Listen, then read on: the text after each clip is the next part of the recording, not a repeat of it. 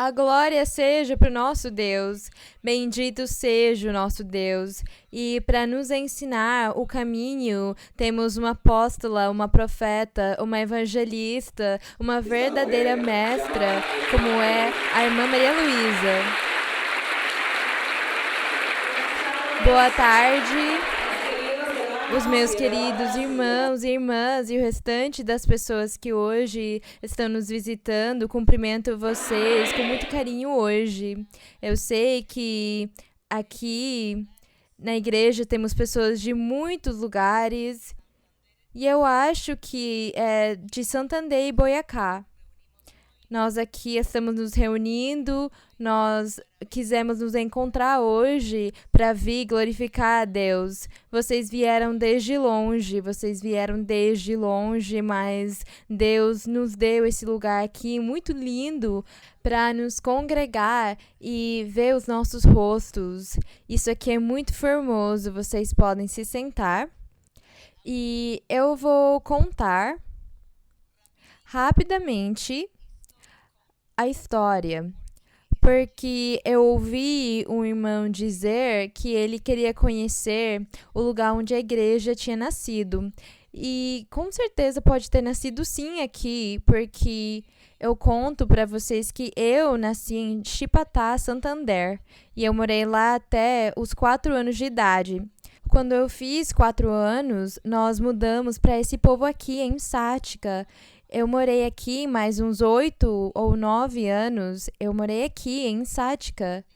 E quando eu tinha mais ou menos uns 8 anos de idade, eu me lembro, eu nunca tinha ouvido falar de religiões. A única religião que eu ouvi falar na minha vida, até aquele ponto que era de 8 anos, era a religião católica. Então eu não tinha nenhum conhecimento de Deus e nenhuma manifestação de Deus. Mas nessa idade, eu me lembro que aqui em Sática, eu tive um sonho.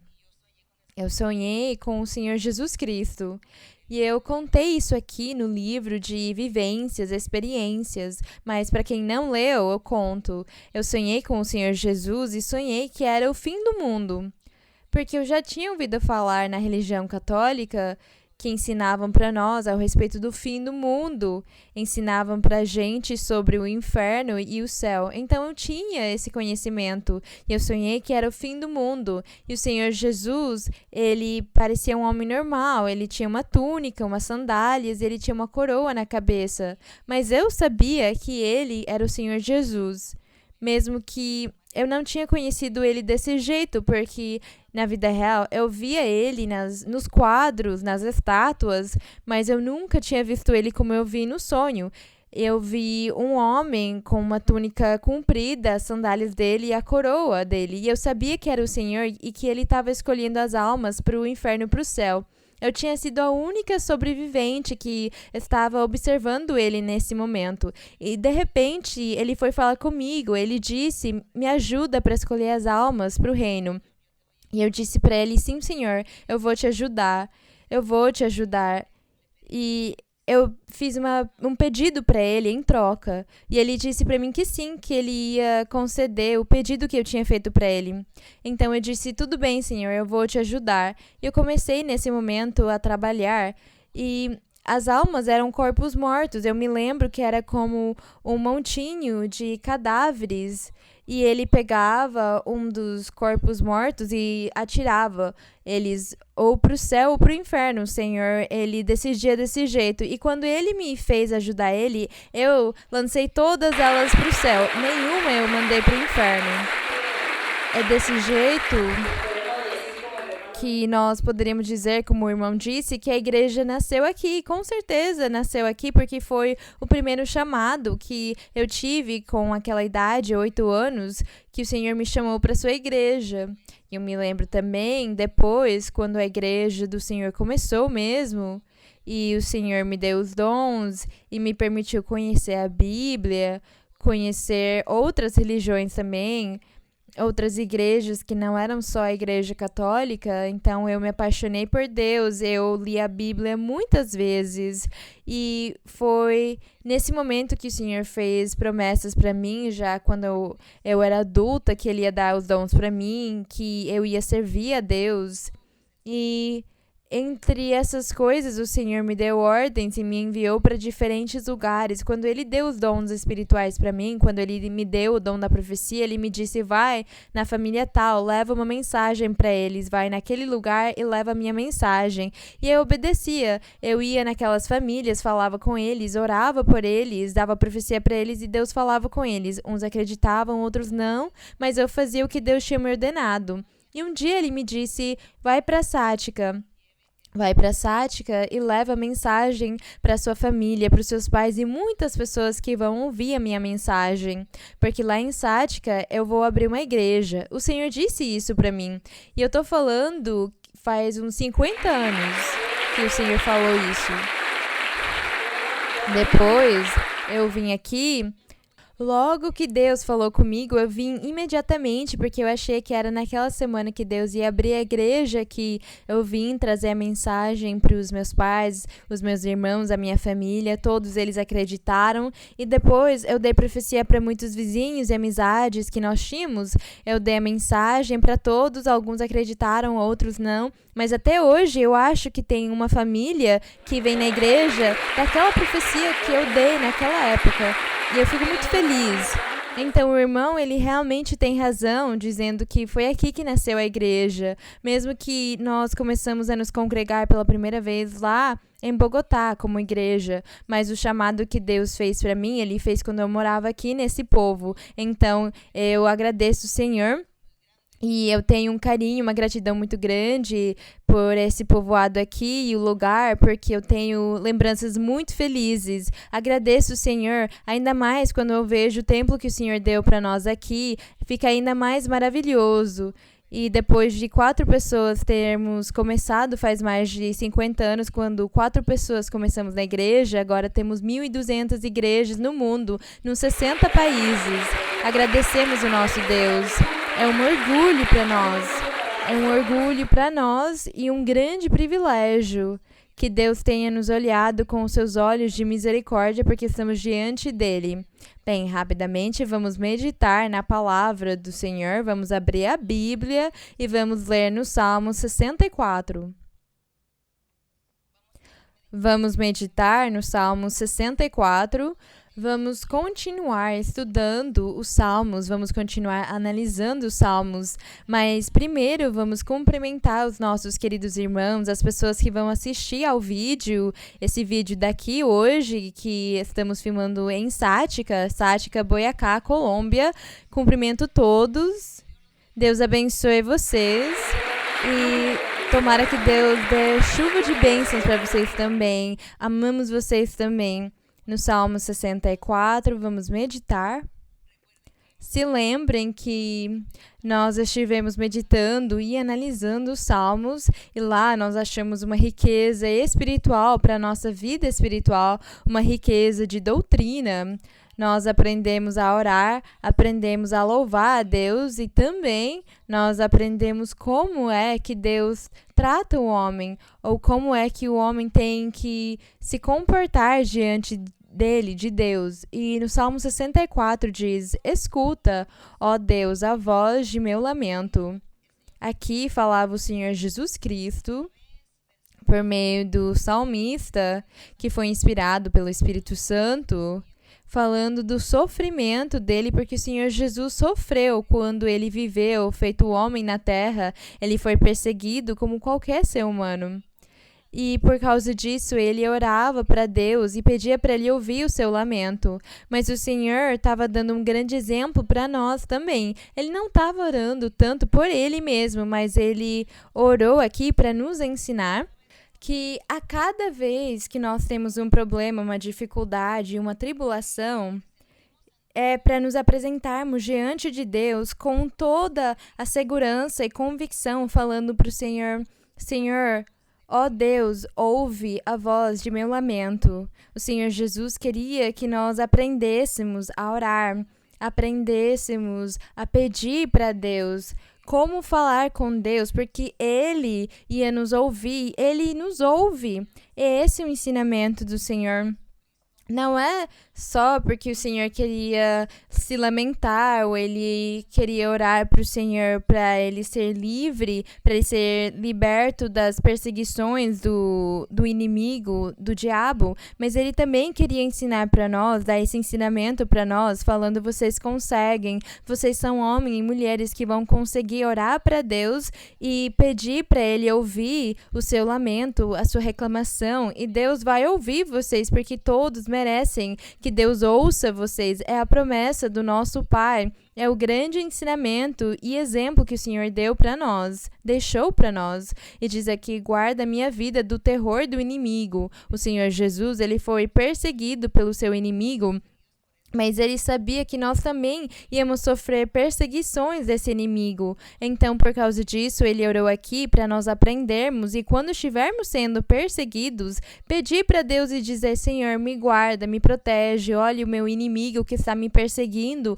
com perigos e armadilhas, mas o Senhor vai me ouvir, o Senhor vai me guardar. Eu sei disso, eu não vou duvidar. É isso que o Senhor Jesus queria que nós aprendêssemos. Também no verso 2, se vocês estiverem com as suas Bíblias, irmãos, para vocês participarem também da leitura. O que segue da oração, o que diz o número 2?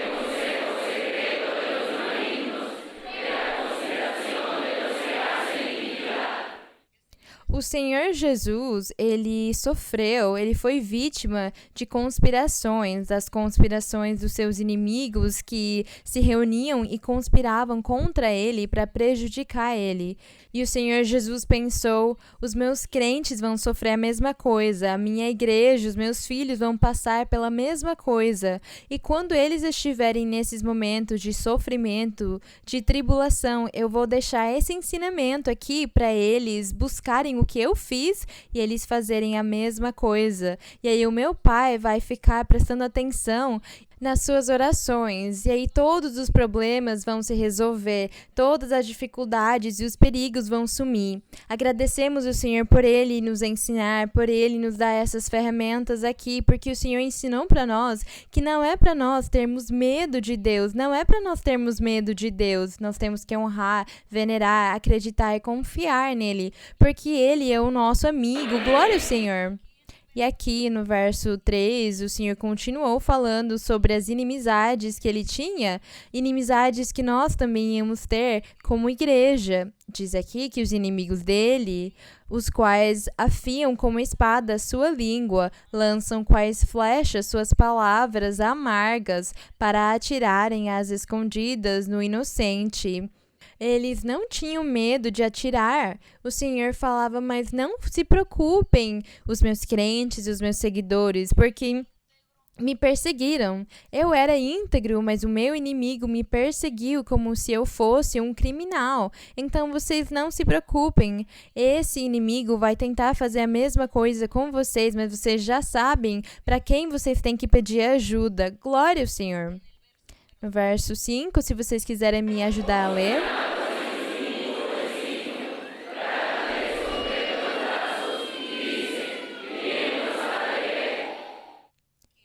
Quem poderá vê-lo?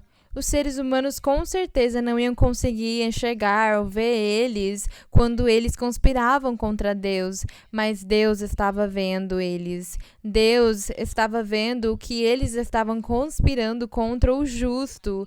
Ou Deus, ele também vê aquilo que conspiram fazer contra os filhos de Deus. No 6, inventam maldades e ocultam suas intenções, pois a mente e o coração do homem são um abismo. Continue no verso 7.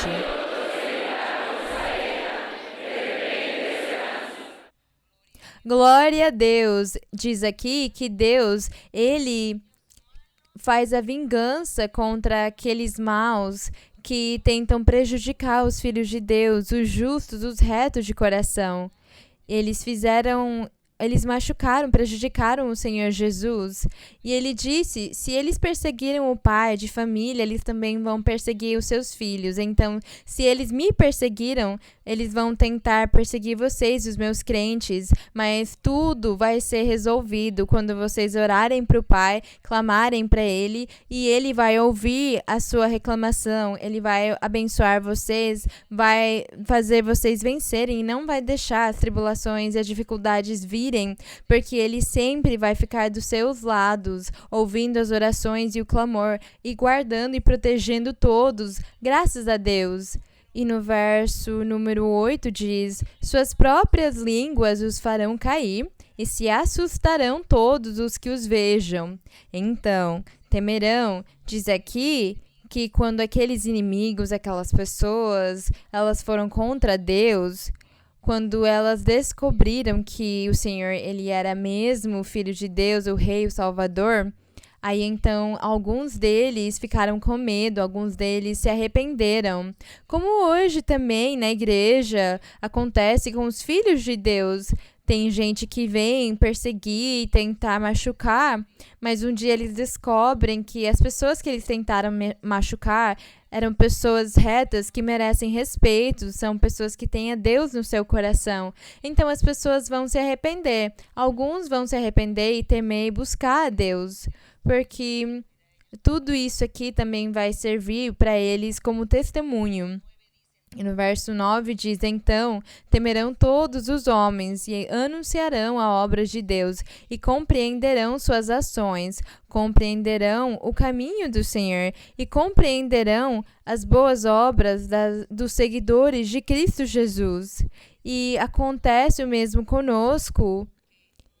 Muitas pessoas, o diabo usou eles para virem contra nós, nos caluniar, falar mal de nós e nos tratar como se nós fôssemos criminais, tivéssemos feito alguma coisa errada. Mas quando eles viram o nosso testemunho e a mão de Deus que nos abençoa, eles mudaram de opinião e muitos se arrependeram. Muitos chegaram na igreja buscando a Deus. Tem acontecido desse jeito, do mesmo jeito que aconteceu com o Senhor, acontece conosco hoje e ainda vai continuar acontecendo. Então não é para nos sentirmos sozinhos. Por causa disso, nós somos felizes por termos conhecido esse caminho e o Deus verdadeiro que vive, que existe, que fica tão perto de nós, porque Ele está do nosso lado direito, Ele é a nossa sombra, glória a Deus. Ele não está longe como antigamente as pessoas achavam que Deus ele estava bem longe, atrás do sol.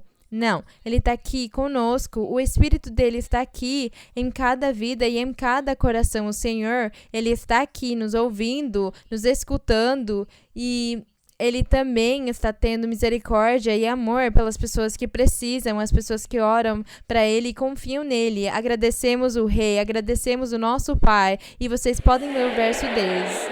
Se alegrará o justo no Senhor e confiará nele, e se gloriarão todos. Glória ao nosso Deus! Essas experiências formosas são as que nós vivemos hoje. Quantos milagres, quantos sinais, quantas curas Deus tem feito. Quantas vezes Ele nos guardou dos perigos e Ele tem ouvido as nossas orações, Ele respondeu muitas coisas que nós pedimos. Quantos benefícios nós recebemos de Deus, agradecemos Ele. Diz aqui, e se alegrará o justo no Senhor e confiará nele. Glória a Deus! E se gloriarão todos os retos de coração, porque Ele é quem ensina para nós o caminho da retidão, o caminho da justiça. Agradecemos o nosso Pai, a honra e a glória seja para Ele. Bendito o nome do Senhor. Agora, então, vamos ter a chance de ouvir algumas perguntas. Irmã Maria Luísa, boa tarde. Eu gostaria de dizer para a senhora que a senhora é o melhor, o mais lindo que tem na Colômbia. Admiro a senhora profundamente no Senhor. A minha pergunta é no livro de Apocalipse, no capítulo 3, no verso 20. Apocalipse 3, verso 20. A irmã pode ler. Diz, eis que eu estou à porta e chamo. Se alguém ouve minha voz e abre a porta, entrarei e cearei com ele e ele comigo. A minha pergunta é, levando em consideração que antes celebrávamos a ceia do Senhor na igreja, mas por meio dos seus ensinamentos nós entendemos que agora a ceia é espiritual? Será que o batismo com o Espírito Santo ou a comunhão com o Espírito Santo é a própria ceia do Senhor? É a minha pergunta. Quando diz aqui no verso 20, eis que eu estou à porta, o Senhor Jesus que estava falando, e ele disse, estou à porta e chamo. Quer dizer que ele está na porta do nosso coração e ele nos chama. Quando Deus fala conosco pela primeira vez, é quando ele está à porta do nosso coração nos chamando. Quando nós ouvimos pela primeira vez a profecia e as coisas de Deus, aquilo foi o que nos convenceu. E daí para frente começamos a nos apaixonar pelas coisas de Deus. Mas ele diz aqui que não é suficiente ele nos fazer um chamado e falar conosco pela profecia.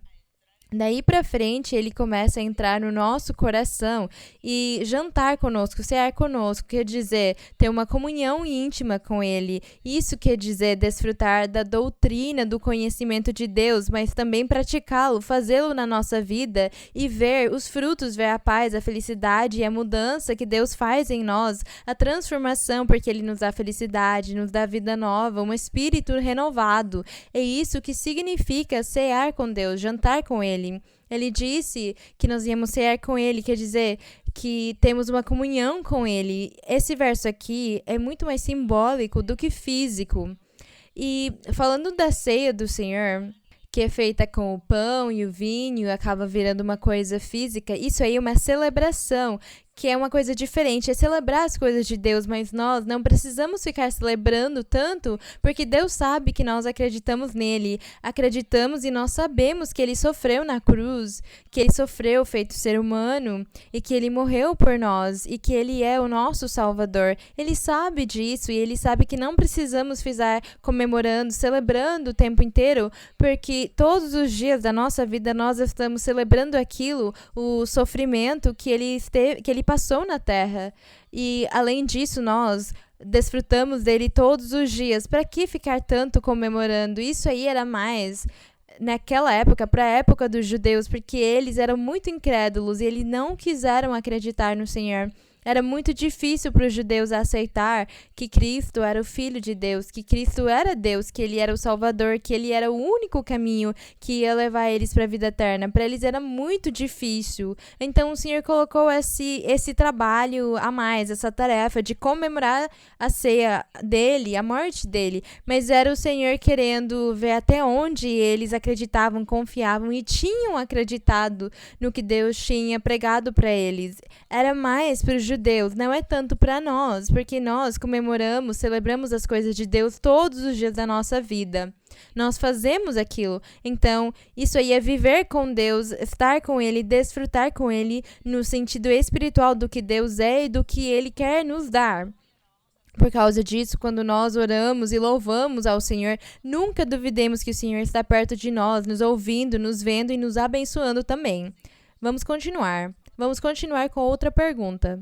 Irmã Maria Luísa, boa tarde. Eu cumprimento a senhora pelos irmãos de Ponte Nacional.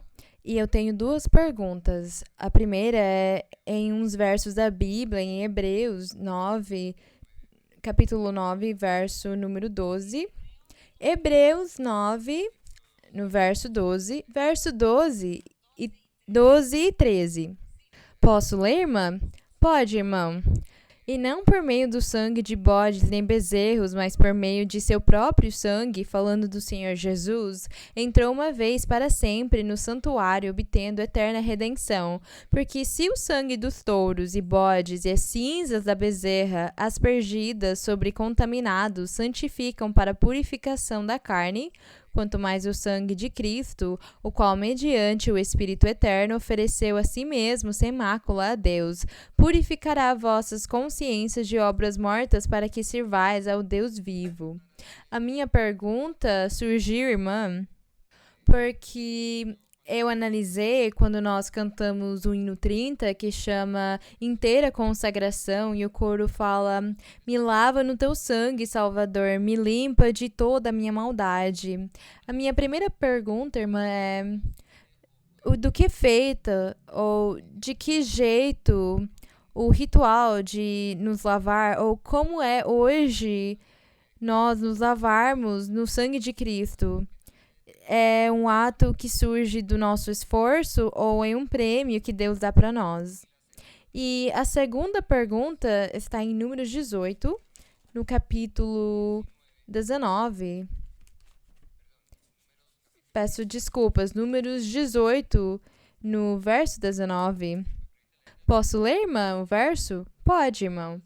Todas as ofertas alçadas às santidades que os filhos de Israel oferecerem ao Senhor tenho dado a ti, e a teus filhos e a tuas filhas contigo, por estatuto perpétuo, aliança perpétua de sal perante o Senhor para ti e para a tua descendência contigo.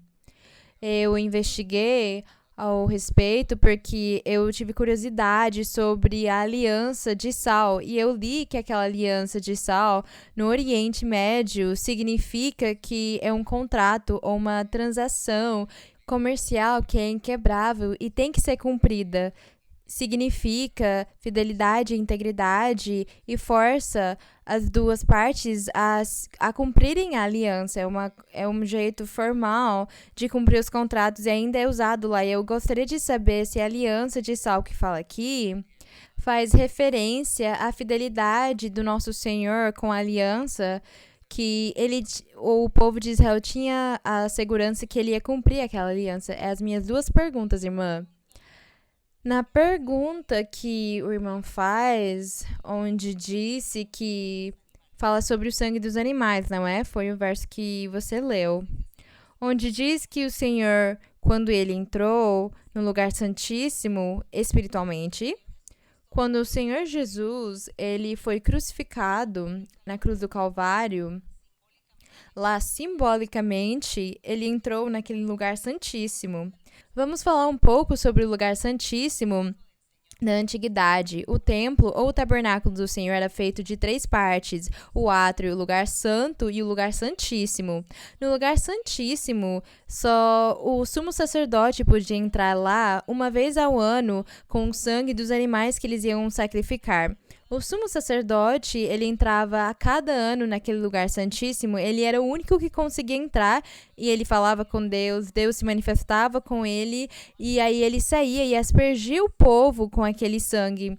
Ele jogava neles aquele sangue para o povo, para os pecados do povo serem perdoados por Deus e eles ficarem purificados. Por causa disso, fala que o sangue dos bodes, dos machos cabrios, eles limpavam as pessoas e perdoavam os pecados das pessoas. Isso era feito a cada ano. Então aqui diz que se o sangue dos bodes tirava o pecado e a pessoa ela ficava purificada, ainda mais aqui no verso 14 de Hebreus 9:14, quanto mais o sangue de Cristo, diz aqui, que ele ofereceu lá na cruz do Calvário, ele ofereceu uma vez só, e diz aqui que aquele sangue que ele derramou na cruz do Calvário serve ainda e vai servir para que espiritualmente, simbolicamente, as pessoas que acreditem nele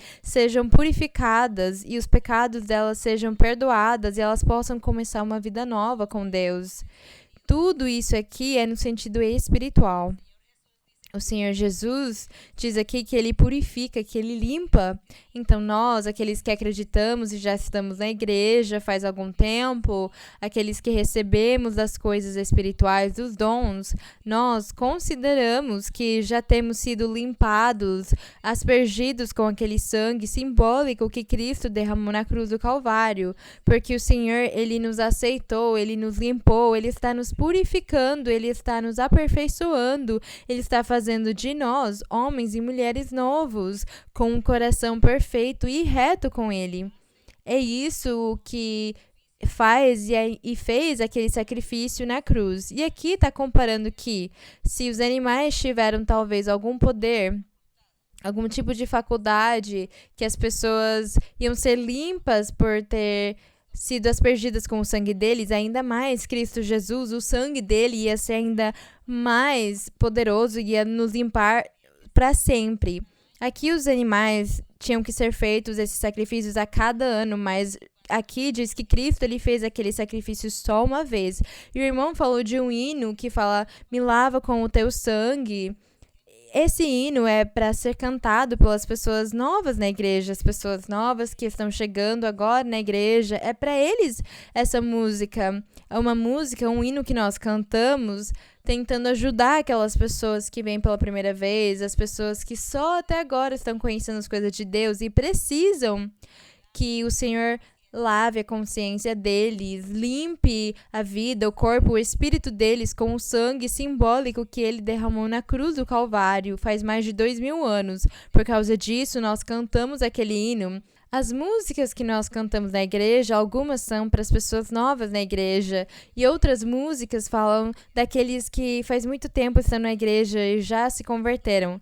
Outras músicas convidam as pessoas a acreditarem e buscarem a Deus. Outras músicas convidam as pessoas a pararem de pecar.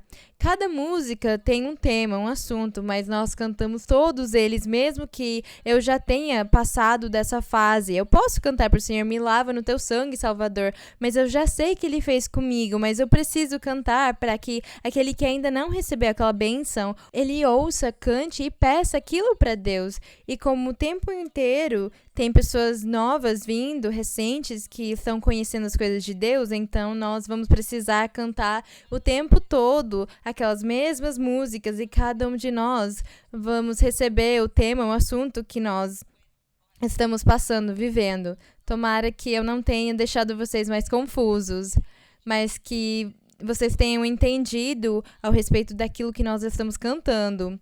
A outra pergunta que o irmão fez, eu não entendi direito, não foi muito claro o que ele quis perguntar.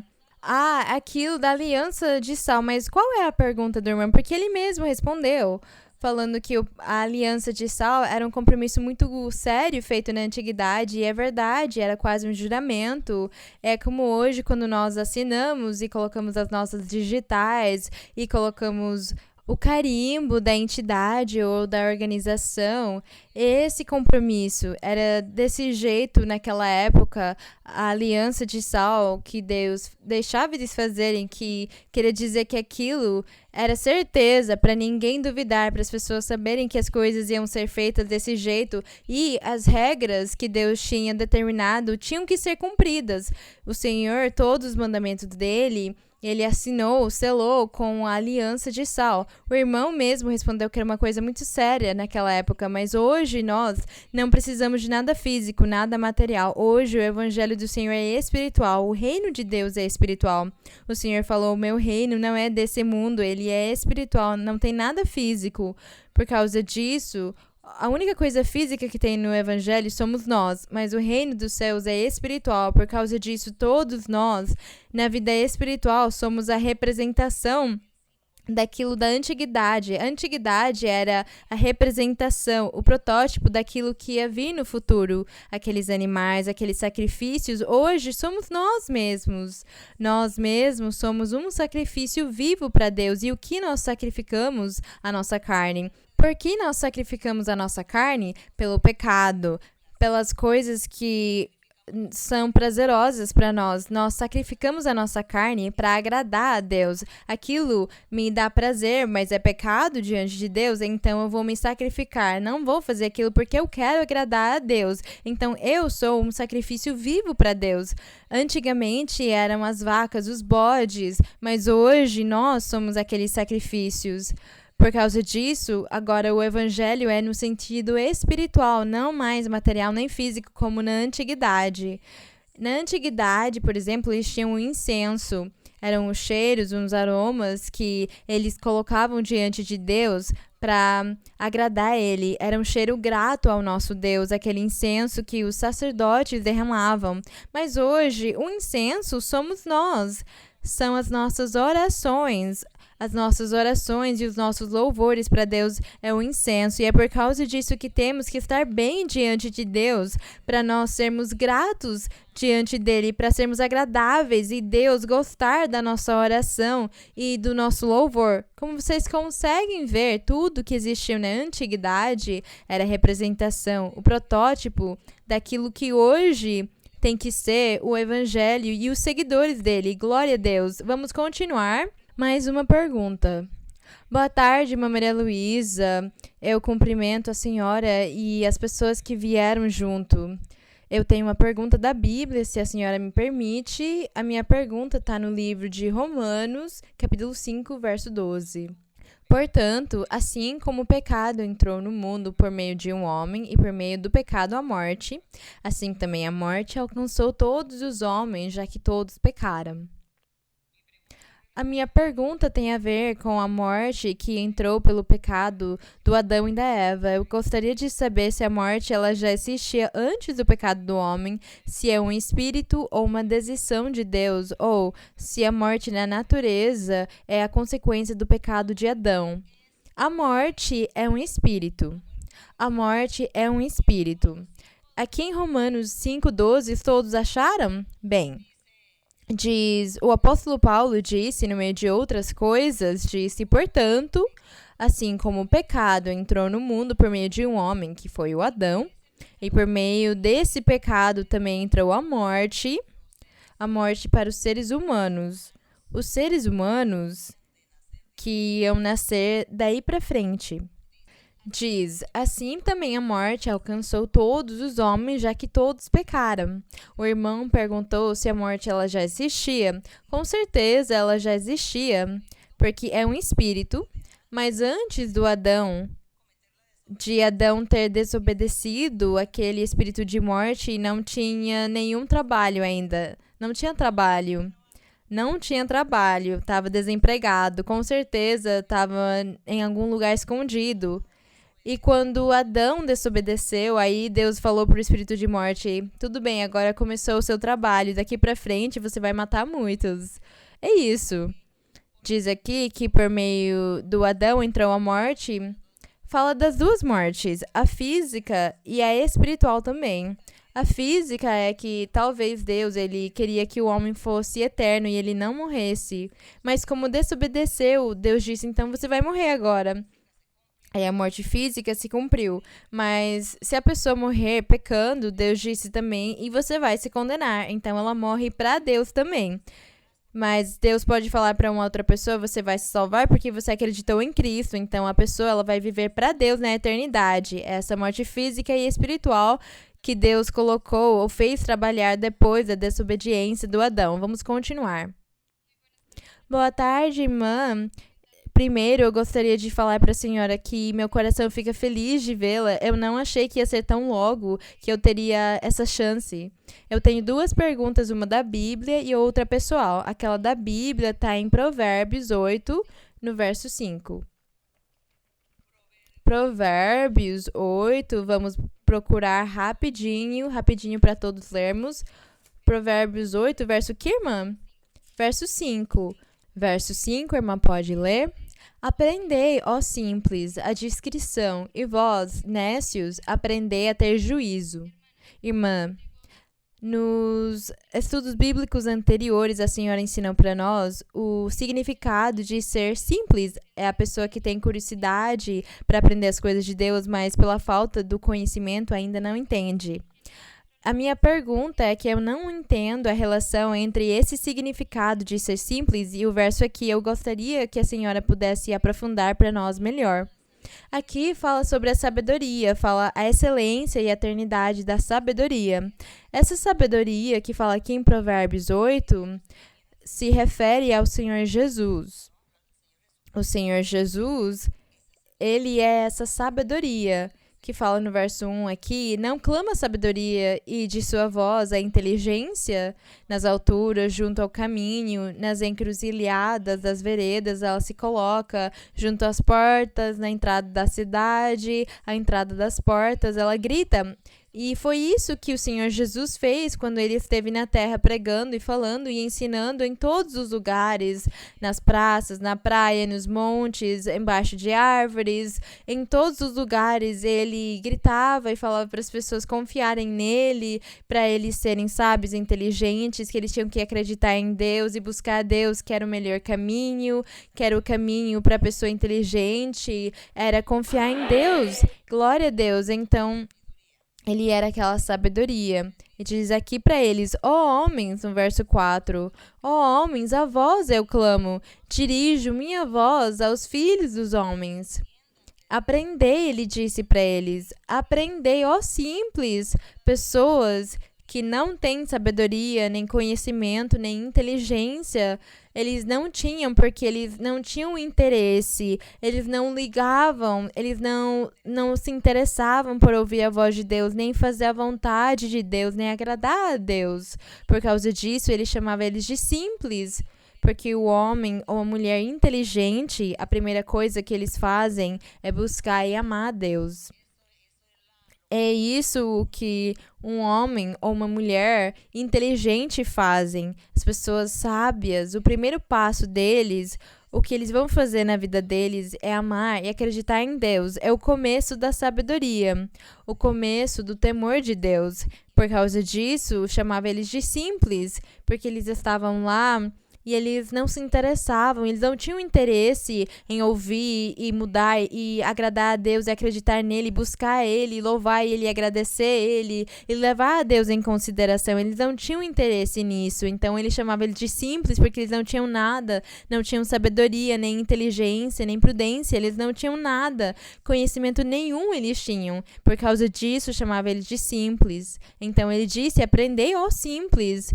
E vós, nécios, que é o mesmo simples, é a mesma pessoa, aprender a ter juízo, quer dizer que ele queria que eles pensassem direito, que eles meditassem, que eles analisassem, investigassem, aprofundassem ao respeito de Deus, para eles entenderem e compreenderem o caminho de Deus, e para Deus entrar na vida deles, nos corações deles, para morar.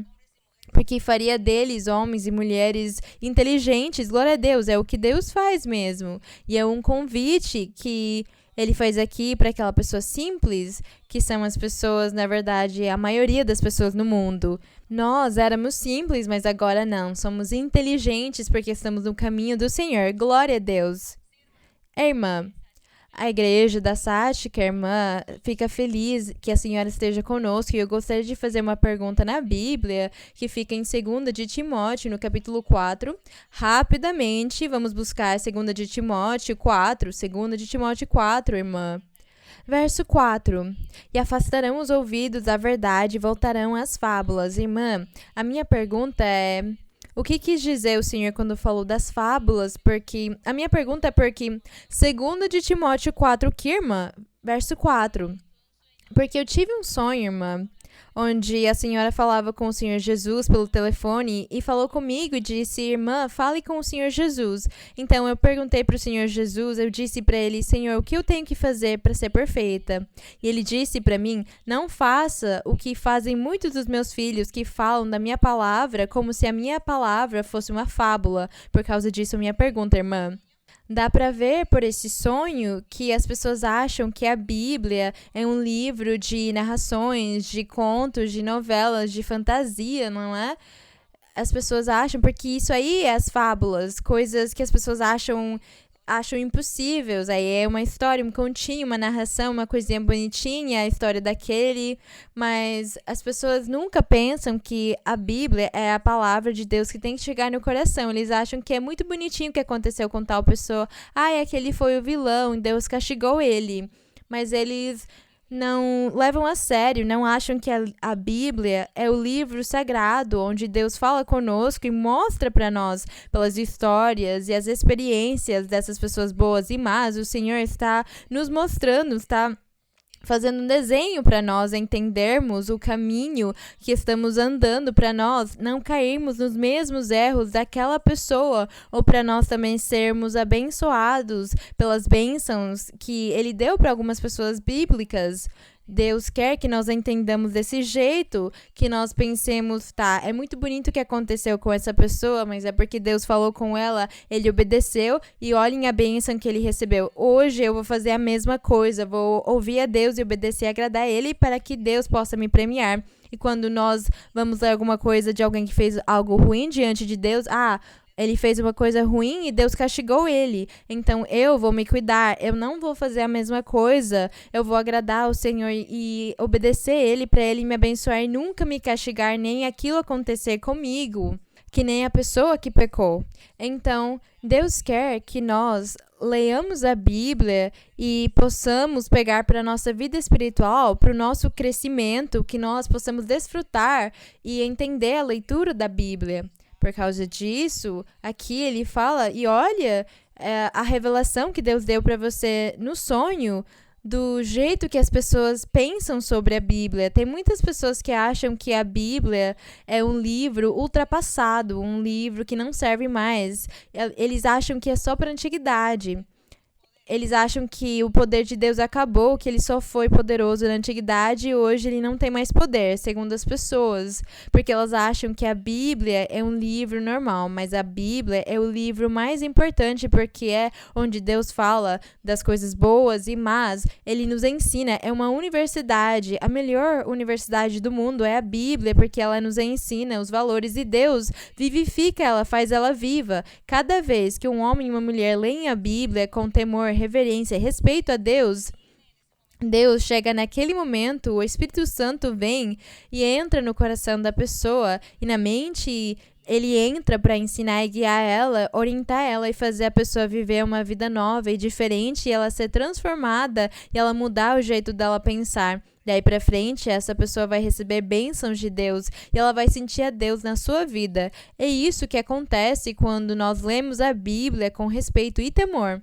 Então, isso aqui é o importante. Não vamos ler a Bíblia como se fosse um continho ou uma história ultrapassada, mas como a palavra viva de Deus que é presente, do Deus vivo, real, de agora. Não de um Deus, talvez, dos ancestrais, mas um Deus de agora, que é o mesmo que se manifestou faz milhares de anos.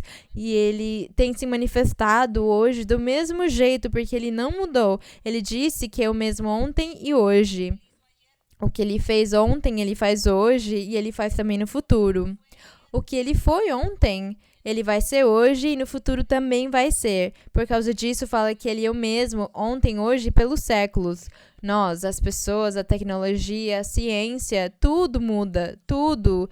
Nós mudamos, as pessoas mudam, a moda muda, o jeito de se vestir, de falar, das pessoas agirem, tudo muda, mas Deus não.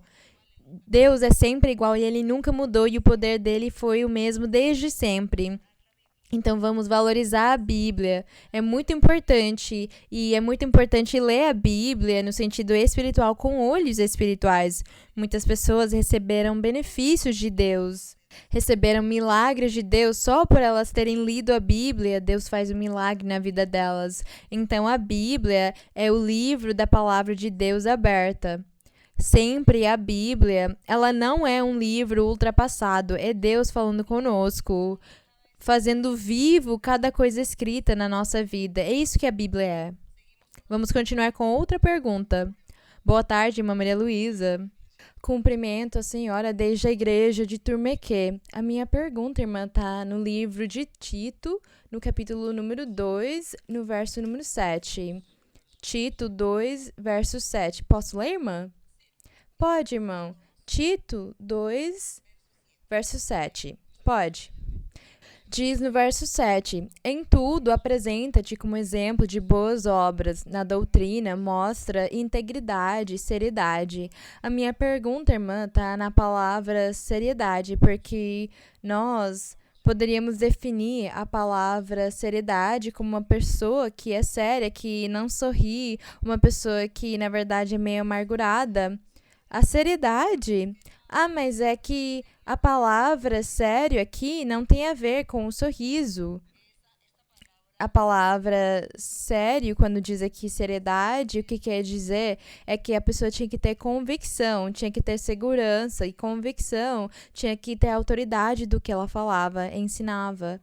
a senhora respondeu a minha pergunta, porque eu achava que poderia ter esse significado, mas também a seriedade que nós temos nos assuntos de Deus, levar a sério as coisas de Deus. Não, não.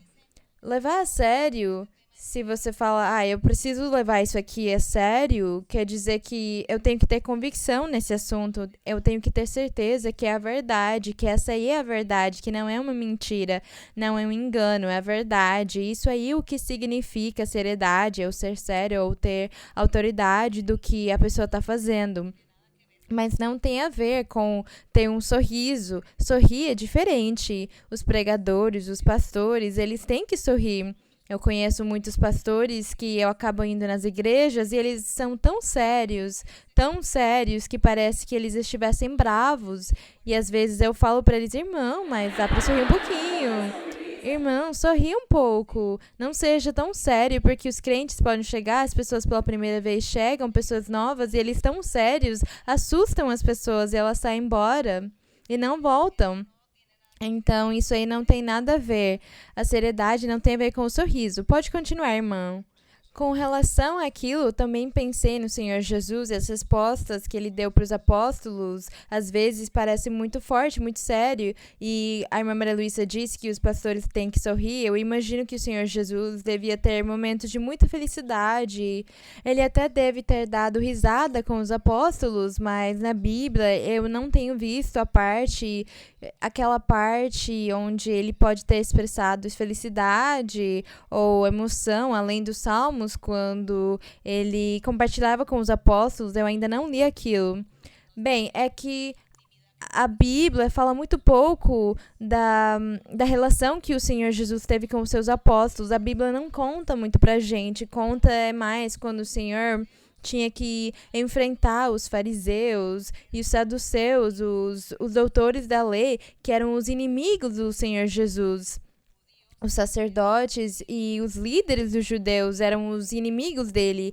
E quando o Senhor pregava, tinham as pessoas normais, as pessoas do povo, mas também no meio deles estavam os inimigos dele, espiando ele, vendo o que ele falava para tentar fazer ele cair numa armadilha, num erro, para ver o que ele falava, para acusar ele. Então é claro que o Senhor sempre ficava bravo com aquelas pessoas hipócritas, porque eles eram muito hipócritas, muito falsos, mentirosos. Eles enganavam as pessoas e nunca, na verdade, praticavam a lei de Moisés, mas na verdade eles escravizavam o povo, forçando eles a cumprirem a lei toda, literalmente, mas na verdade eles não cumpriam nada.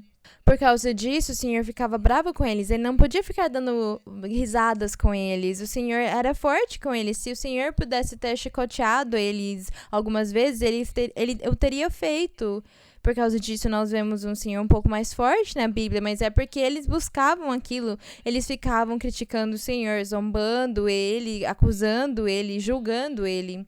Mas na vida privada que o Senhor teve, nos momentos normais com os seus apóstolos, como não era tão importante, aquilo não foi escrito, não ficou registrado, porque aquilo foi mais quando o Senhor descansava. A Bíblia também fala que o Senhor ia orar muito no deserto, mas não fala o que os apóstolos faziam. Eles dormiam onde as pessoas deixassem eles pousar, comiam o que as pessoas oferecessem para eles. Então, a Bíblia não conta muito aqueles momentos. Para Deus não era tão importante. O mais importante era a doutrina, o ensinamento, a correção. Era o mais importante para o Senhor deixar registrado, e é o que nós vemos aqui escrito na Bíblia.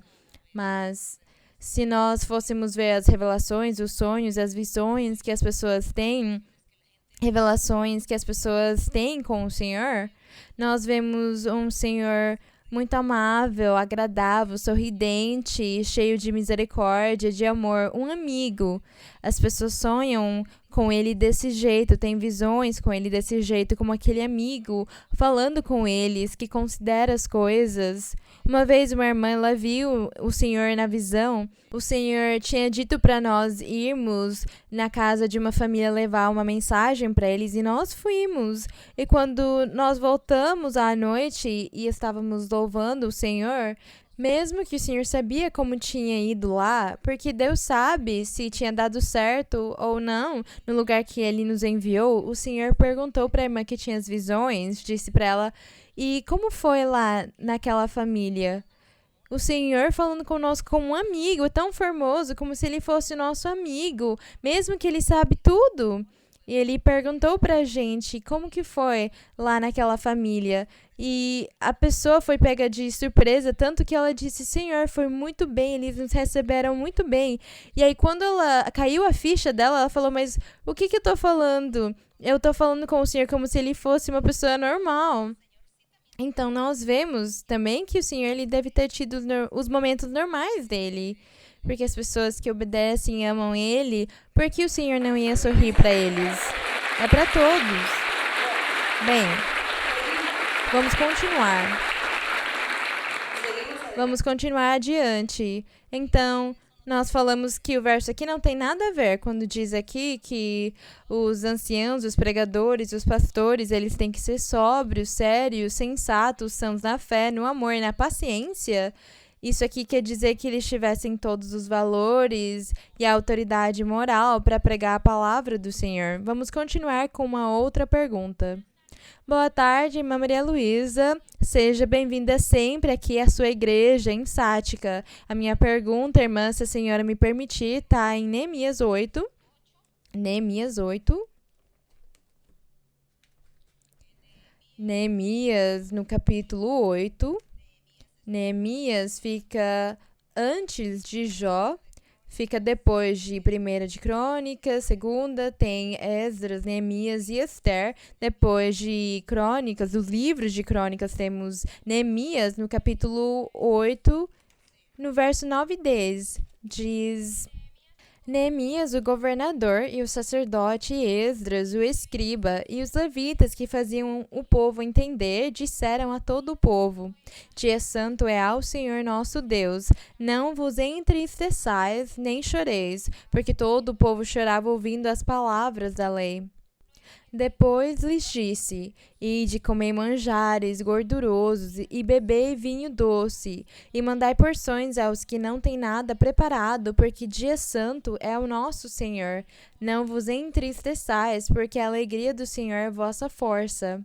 Aqui Esdras leu para o povo, para aqueles que reconstruíram o templo, estava lendo para eles a lei. E a Bíblia diz aqui que eles choravam ouvindo porque eles sabiam que eles tinham pecado. Hoje, irmã, eu sei que quando nós falhamos com Deus, pecamos contra Deus, nós ficamos muito tristes. Mas também eu sei que a Bíblia diz que não temos que entristecer o nosso espírito. Então, qual é a forma, o jeito de nos arrependermos e de fazer um arrependimento do jeito certo diante de Deus, reconhecendo as nossas falhas, os nossos erros, talvez sem a tristeza e também sem...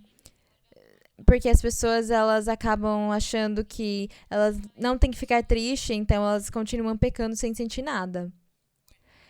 Bem, é que entristecer o Espírito Santo não quer dizer estar triste. Quando é que nós entristecemos o Espírito Santo?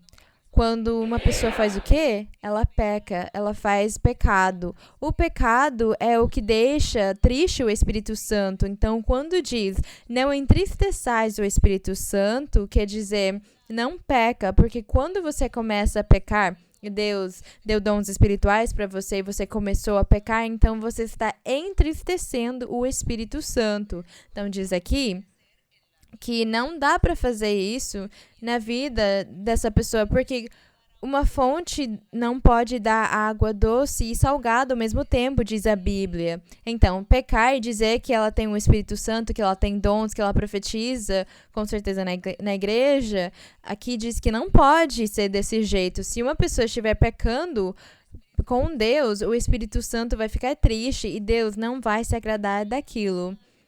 Aí não tem nada a ver com a tristeza, que é uma coisa diferente. Os versos que a irmã leu aqui em Esdras, que diz aqui que ele estava lendo a lei de Moisés para o povo, é porque vamos lembrar que Esdras, Neemias, Ester são pessoas que viveram na mesma época do Daniel, lá na Babilônia, durante aqueles 70 anos. E naqueles 70 anos eles não leram a lei de Moisés porque eles estavam vivendo sem Deus. Eles estavam sendo escravos, presos do governo babilônico.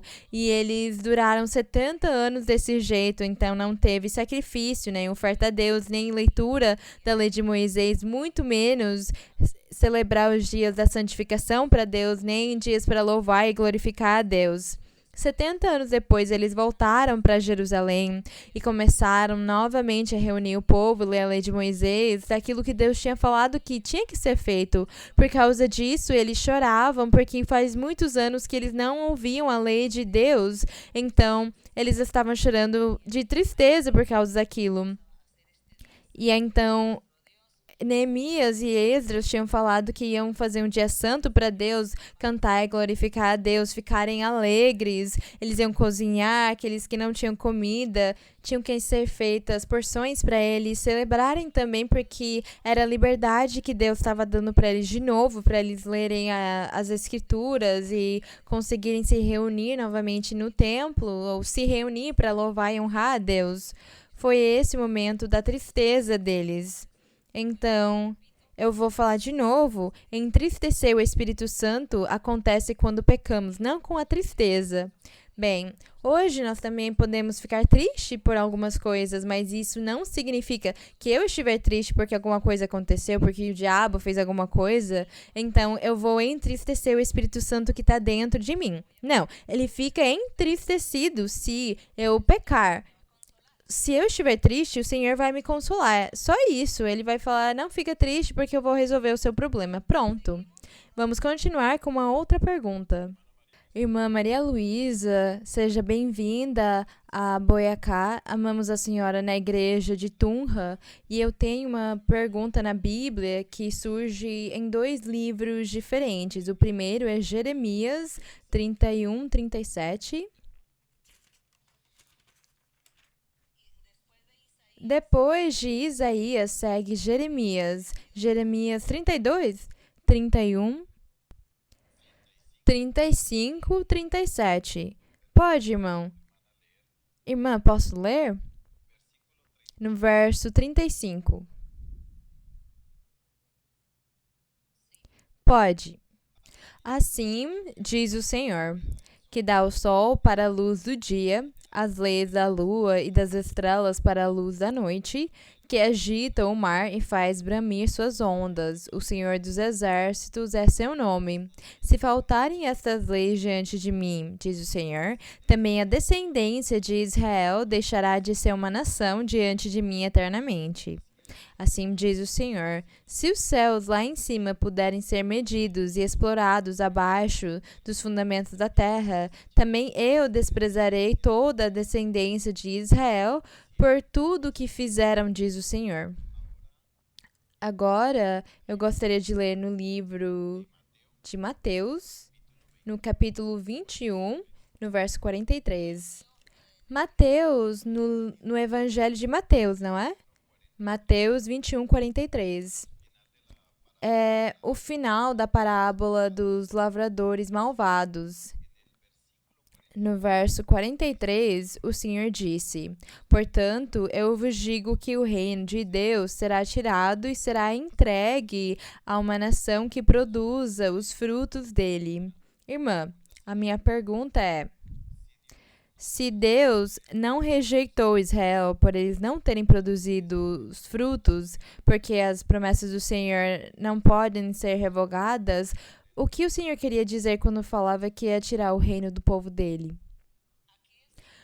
Aqui, o Senhor diz que ele tirou o reino. Diz, portanto, eu vos digo que o reino de Deus vos será tirado. Falou para os judeus.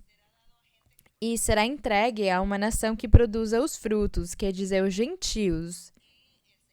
E o Senhor, aqui no livro dos profetas e no que nós lemos, Deus tirou mesmo a bênção do povo de Israel. Eles perderam a bênção dele. Diz na Bíblia que o Senhor no meio de todo o povo, escolheu um remanescente, e aquele remanescente vinha da tribo de Judá. O Senhor escolheu um remanescente, um grupo de pessoas daquela tribo, por meio da qual ia vir o Senhor Jesus. E aquele grupo de pessoas foram levados à Babilônia. No meio deles temos Esdras, Neemias, Esther, Daniel, os amigos dele, todos os amigos dele, Salatiel, Josué. Todas essas pessoas estavam no grupo do remanescente que foi levado para a Babilônia, e Deus guardou eles para que por meio deles viesse o Senhor Jesus. Mas do restante das pessoas, o Senhor acabou lançando eles da presença dele, tirando deles a bênção, o título, o reino de serem filhos de Deus. E Deus, na verdade, entregou essa bênção para os gentios. Depois, quando o Senhor Jesus pregou o seu evangelho, como diz aqui, o reino dos céus vos será tirado e será entregue a uma nação que produza os frutos, quer dizer, que ia tirar dos judeus. Mas ele já tinha um remanescente que tinha resgatado, porque os apóstolos, eles eram judeus. Então o Senhor disse, esse remanescente, o Senhor guardou e protegeu eles, e no meio deles tinha os apóstolos e muitas pessoas, porque no dia de Pentecostes diz que tinha umas 120 pessoas, homens e mulheres judeus, que esperavam a promessa do Espírito Santo. Eles faziam parte daquele remanescente do Senhor Jesus. E Deus deu aquela bênção para o remanescente pelo juramento que ele tinha feito com Abraão, a aliança feita com ele. E diz aqui que depois os gentios iam se converter ao evangelho.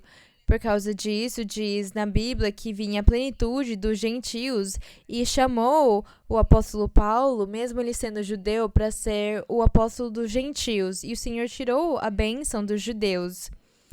Mas ele deixou afastado um remanescente que até o dia de hoje continua até o dia que o Senhor vier nas nuvens, porque qualquer judeu que se converter a Deus e ele acreditar no evangelho e passar por tudo que nós temos passado e ter os dons espirituais, acreditar em Cristo como Deus, como Filho de Deus, como o único Salvador, como o único caminho que leva para a vida eterna. Eles têm que aceitar isso aqui. Eles têm que se esquecer da lei de Moisés para que eles realmente possam entrar e fazer parte do corpo de Cristo, que é a igreja. É o dever deles, daqueles que se convertem e vão se converter até o Senhor vir nas nuvens. Então, esse grupo de judeus, o Senhor também chama eles do remanescente. O que fala em Romanos, quando o apóstolo disse que, como Deus tinha levantado na antiguidade um remanescente, ele também tinha um remanescente dos judeus para salvar eles. Eles, aqueles que vão acreditar no evangelho e vão se submeter ao Senhor.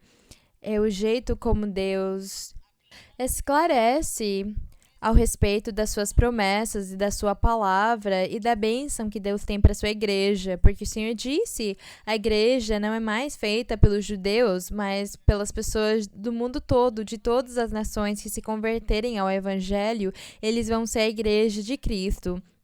E no meio daquela igreja vai ter muitos judeus, talvez, que vão se salvar e vão se converter ao evangelho. Bem, vamos agora com umas duas últimas perguntas.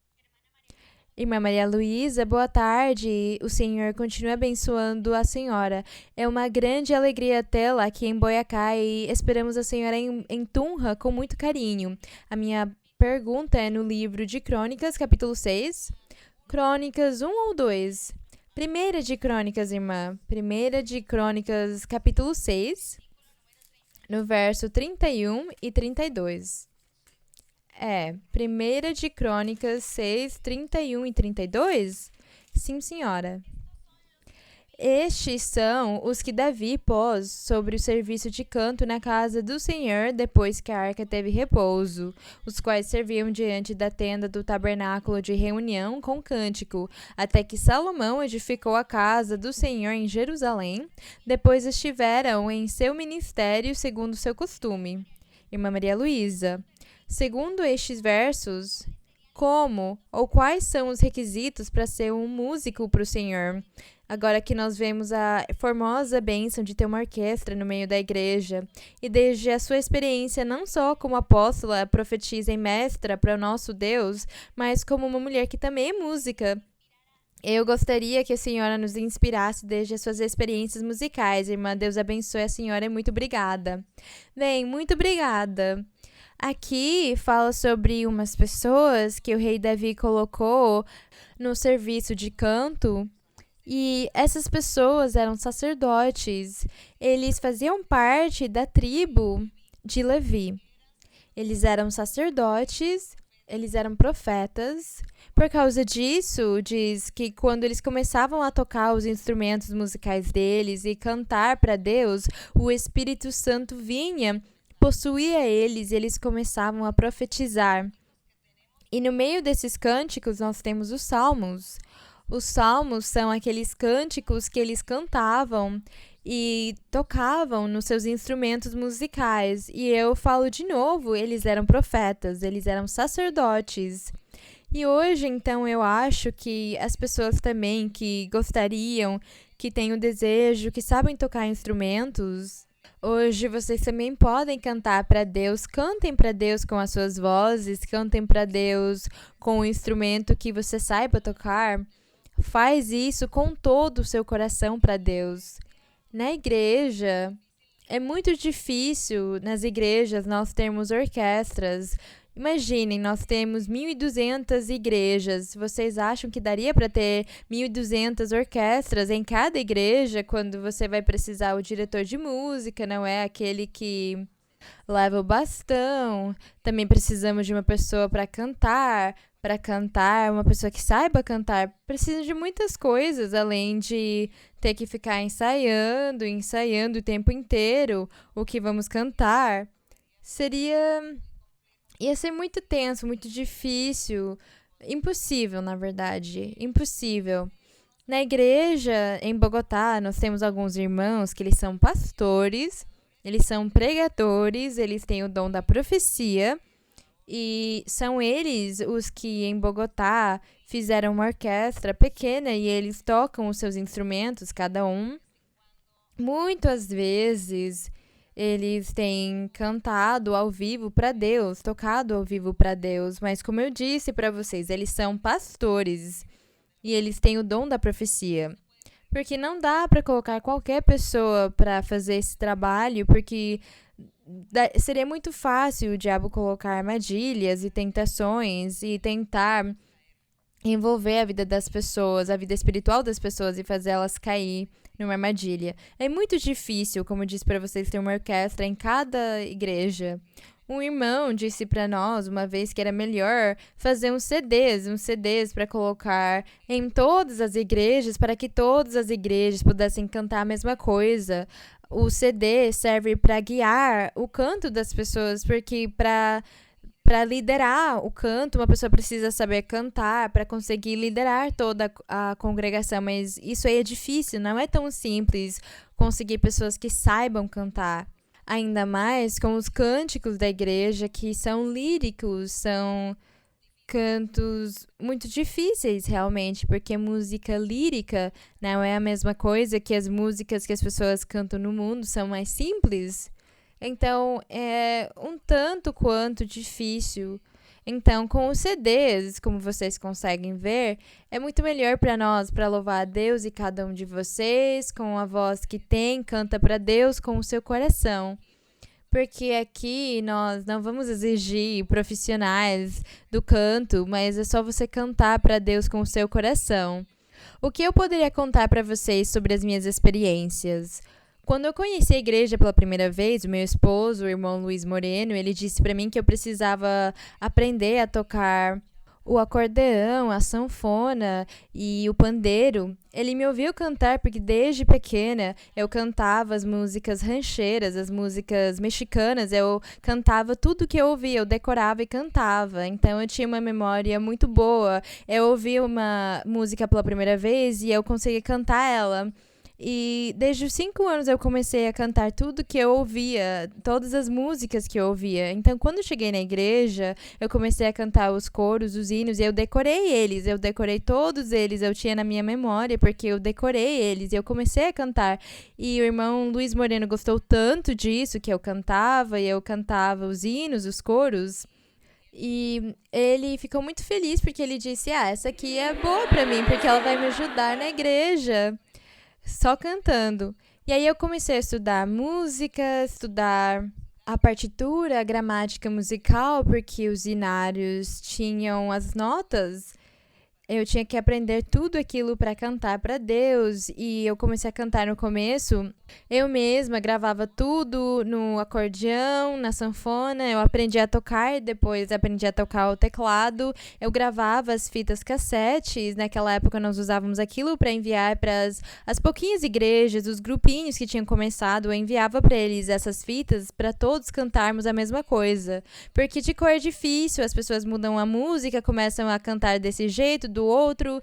E uma vez uma irmã, ela chegou em Bogotá, ela aprendeu os coros e ela voltou para Tebaida para falar que ela tinha achado uma igreja onde Deus falava. E naquela época nós éramos pouquinhos, umas 15 pessoas, mas a irmã, tão feliz, ensinou para os irmãos cantar os coros do jeito que ela tinha aprendido. E quando eu cheguei lá, eles estavam cantando todos os coros como uma rancheira. Eles cantavam os coros, e aí eu disse: não, irmã, não dá pra cantar assim, você mudou a melodia da música. E aí foi aí que eu percebi a necessidade de gravar. E aí eu gravava na fita com o acordeão e eu distribuía para todos cantarmos do mesmo jeito. Aí quando chegaram músicos profissionais na igreja, eu deixei o trabalho para eles fazerem. E eles começaram a fazer os CDs com a música, aquilo que vocês ouvem hoje. E desse jeito nós temos cantado. E o Senhor também disse para mim que as pessoas iam chegar também na igreja por ter ouvido a minha voz, por ter ouvido quando eu cantava. E isso se cumpriu, porque tem muitos irmãos e irmãs que contam pra mim que elas chegaram na igreja porque eles ouviam os coros. Eles ouviam os coros que eu cantava e eles gostavam muito, e por causa disso eles vieram na igreja, pelos coros que eles ouviam que eu cantei. Então, se cumpriu o que Deus disse, não porque eu tenho uma voz profissional, mas é pela graça que Deus nos dá. E tudo que o Senhor faz. Então, desse jeito foi a música pra mim. Lá, por exemplo, lá nos Estados Unidos, as igrejas evangélicas, elas estão independentes. Cada igreja evangélica tem o seu dono. Cada pastor é o dono da sua congregação. Então, eles têm uma orquestra, um grupo musical. E os grupos são feitos com o grupo musical. As pessoas tocam os instrumentos e dançam e vira uma festa.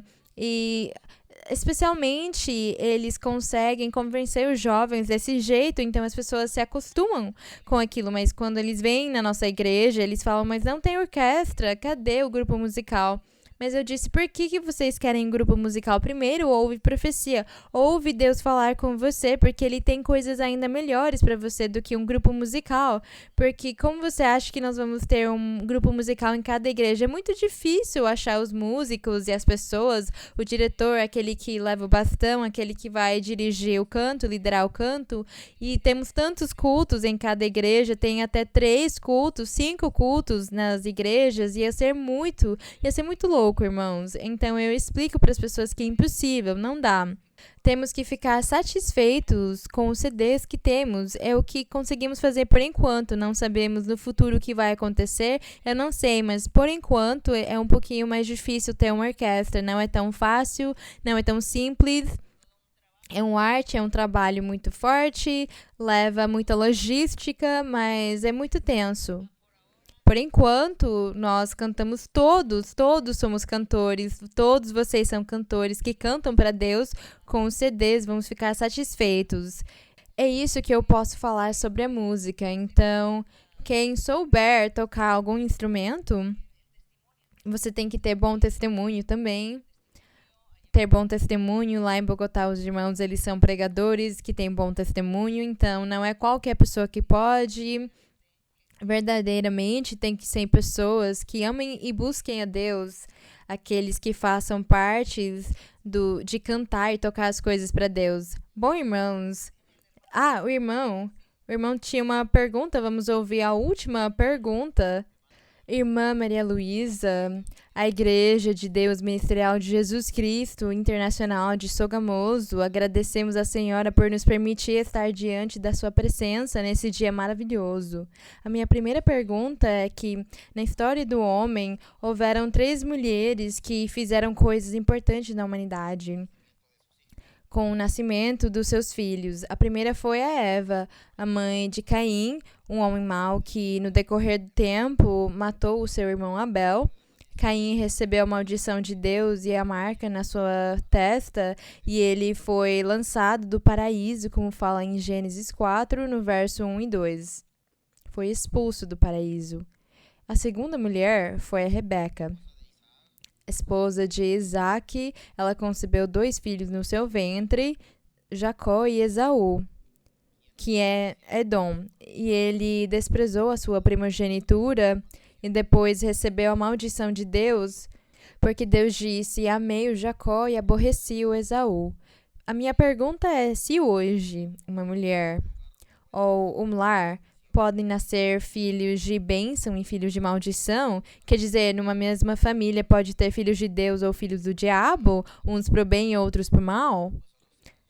Porque nos evangelhos também o nosso Senhor Jesus explicou em Mateus 10:36 que os inimigos do homem serão os da sua casa.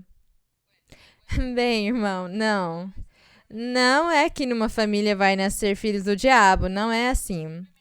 É que numa família, os filhos que nascem, pode ter alguns que vão se dar muito bem na vida e Deus vai abençoar eles, e tem outros que eles vão ser rebeldes, teimosos, desobedientes, e Deus não vai abençoar eles tanto, como aconteceu com as pessoas que o irmão leu, como eles foram desobedientes e rebeldes, teimosos.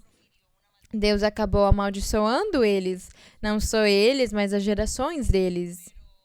Mas hoje, no Evangelho do Senhor, nós, aqueles que estamos na igreja, que conhecemos a palavra de Deus e o poder de Deus, nós não vamos esperar que os nossos filhos vão ser de maldição. Sempre vamos esperar a bênção do Senhor. Sempre vamos orar e pedir para Deus pelas suas bênçãos, para Deus abençoar cada lar, cada família e os seus filhos. Porque vai ter alguns filhos desobedientes, incrédulos, que não querem buscar as coisas de Deus nem estar na igreja, mas os pais deles vão orar por eles e com certeza Deus vai ter misericórdia deles. Porque se Deus fosse amaldiçoar as pessoas, é Deus, Ele não vai falar para nós o que Ele faz ou o que Ele quiser fazer. Nós só esperamos a misericórdia dele, porque a Bíblia fala que Deus é amor, Ele é misericórdia e nós confiamos naquilo. E nós sempre pedimos para Deus ter misericórdia nas nossas orações e perdoar as pessoas. E o último que o irmão falou foi que... O último que você leu, o que foi, irmão? A citação de Mateus 10:36. Como foi, irmão? Fala em Mateus 10:36, diz que os inimigos do homem serão os da sua casa. Não, isso aí é uma coisa diferente. Quando o Senhor Jesus disse que os inimigos do homem serão os da sua casa, ele estava falando que quando as pessoas ouvissem o evangelho, quando uma pessoa vem na igreja e ouve a palavra de Deus, ou Deus fala com ela, a pessoa acredita, ela se converte, confia e fala: Deus está aqui, eu vou continuar buscando a Deus porque Ele falou no meu coração, Ele falou para mim os meus segredos e eu sei que Deus vai me dar a felicidade e a paz, eu vou continuar nessa igreja, vou continuar no Evangelho de Cristo. E o que a família dela faz? Como a família dela vai numa outra igreja, tem uma outra religião, eles ficam bravos com essa pessoa e falam: mas como que você vai estar numa igreja dessas?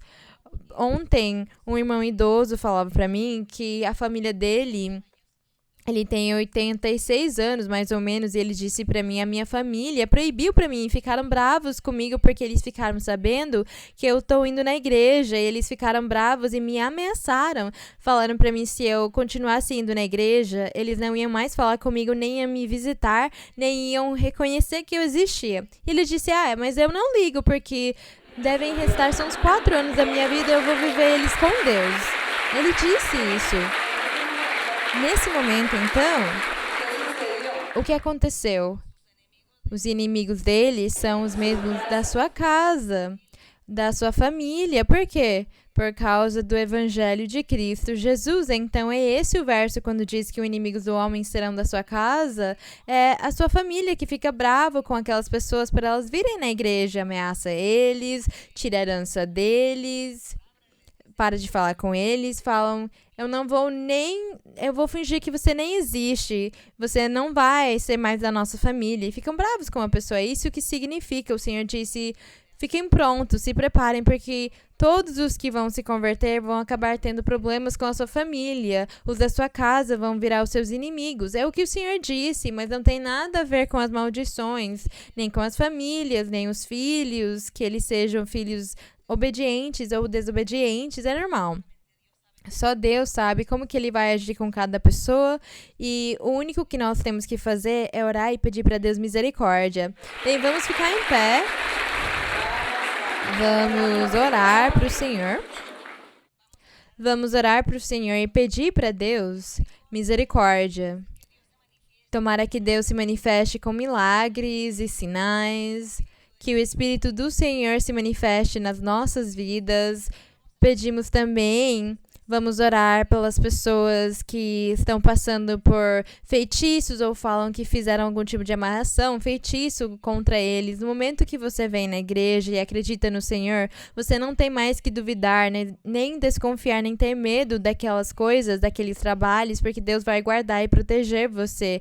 Mas vamos orar, porque com certeza acabam tendo consequências na vida, nos corpos das pessoas, doenças. Por causa disso, vamos orar também pelos pedidos, os desejos do coração, e vamos nos despedir também, porque eu sei que vocês precisam agora pegar a estrada. Então, para Deus abençoar e proteger vocês e vocês voltarem bem, vamos orar. Celestial, Padre de nuestro Señor Jesucristo, eterno Dios, hemos estado en esta tarde meditando en tu palabra.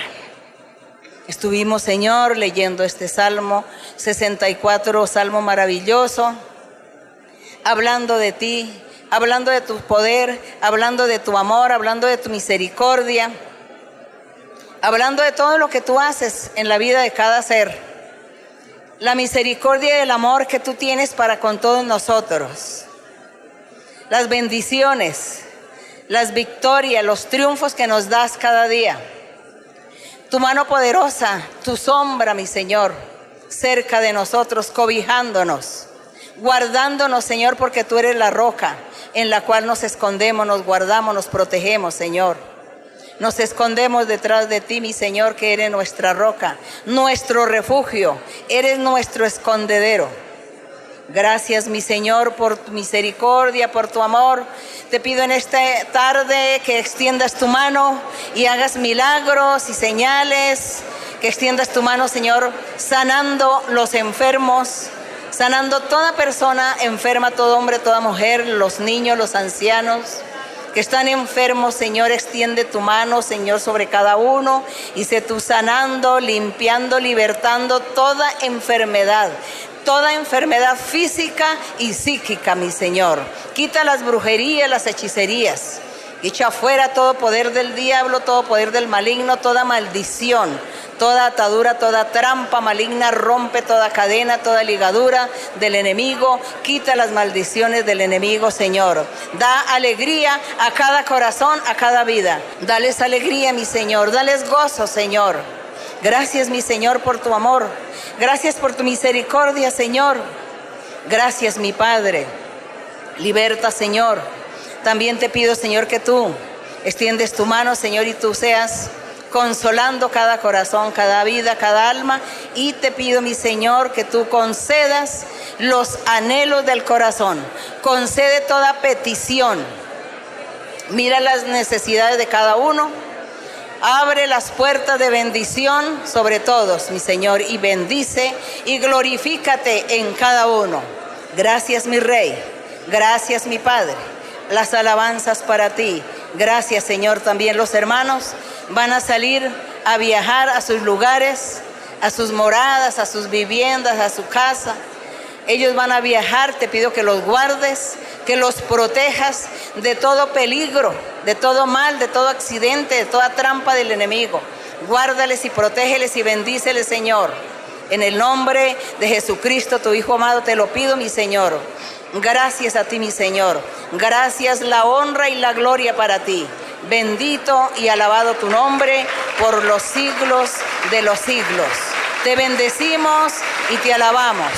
Te damos la honra y te damos la gloria, mi Señor. Gracias, eterno Dios. Gracias por tu amor, por tu misericordia, por tu verdad. Bendito Dios, ve con cada uno de tus hijos. Liberta, Señor. Da libertad, da bendición. Gracias, aleluya. Gracias, mi Rey. Gloria al Señor. Gloria a mi Dios. Aleluya. El gozo del Señor mi fortaleza es. El gozo del Señor mi fortaleza es. El gozo del Señor mi fortaleza es. Y su gozo sin medida Él me da. Si tienes ese gozo puedes tú cantar. Si tienes ese gozo puedes tú danzar. Si tienes ese gozo puedes tú gritar. Y su gozo sin medida Él te da. El gozo del Señor mi fortaleza es. El gozo del Señor mi fortaleza es. El gozo del Señor mi fortaleza es. Y su gozo sin medida Él me da. Si tienes ese gozo puedes tú cantar. Si tienes ese gozo puedes tú danzar. Si tienes ese gozo puedes tú gritar. Y su gozo sin medida Él te da. Glória ao Todo-Poderoso. Obrigada, Senhor. Guarda todos os irmãos na viagem de volta. Abençoe eles. Agradecemos o Rei. Glória para o nosso Deus. A honra e a glória sejam para Deus. Muito obrigada. Deus abençoe vocês grandemente. Que Deus proteja vocês e cuide vocês na viagem de volta e dê triunfos e vitórias e muitas bênçãos, porque o Senhor sempre distribui bênçãos em cada estudo bíblico. Então, quando vocês chegarem nas suas casas, vocês vão achar as surpresas, as bênçãos de Deus. Obrigada, Deus abençoe. E até mais. Até mais, Deus abençoe.